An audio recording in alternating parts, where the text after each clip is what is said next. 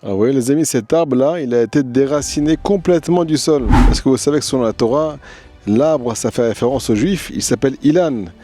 Et la terre, donc l'endroit où l'arbre est enraciné, ça fait référence à la Emouna. Imaginez-vous, les amis, qu'un Juif qui n'est pas ce qu'on appelle ancré dans ce qu'on appelle la Emouna, il ne peut plus vivre. Cet arbre-là, il ne reçoit plus de vie parce qu'il est complètement déraciné.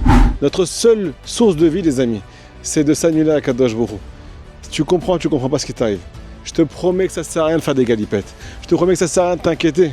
Je te promets que ça sert à rien de chercher des conseils dans tous les sens. Je te promets que ça ne sert à rien d'essayer de trouver des solutions. Parce que ta seule solution, c'est ce qu'on appelle te jeter dans les bras d'Hachem. Il n'y a aucune autre chose qui peut adoucir les décrets dans le ciel. Il y a marqué dans l'Écoute Moran que le jour où ta vie ne va pas comme tu veux, est-ce que tu sais qu'elle peut aller encore plus mal si jamais tu t'annules pas à Kadosh Baruch Hu et que tu continues à insister, continues à te battre pour obtenir absolument ce que tu as besoin maintenant. Alors là, la seule solution, nous dira Beno à Kadosh, c'est de s'annuler à Kadosh Baruch Hu, d'accepter sa volonté, de dire écoute Hachem, c'est comme ça que tu as décidé aujourd'hui, alors je soupire un petit peu, je prends une bonne respiration, j'avance avec toi parce que je sais que tu fais tout pour le bien. Je sais que tu vas me délivrer si jamais je me livre à toi. L'annulation, les amis, selon la Kabbale, elle amène de la lumière dans le cœur d'un juif. Elle amène aussi ce qu'on appelle beaucoup de yeshuot.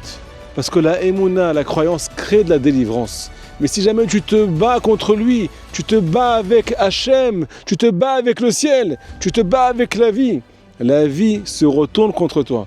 Mais si tu te mets dans les bras d'Hachem, malgré toutes les difficultés de la vie, Hachem commence à te sourire parce que ton épreuve est venue justement pour que tu te mettes dans ses bras, pas pour que tu t'éloignes de lui. Magnifique journée.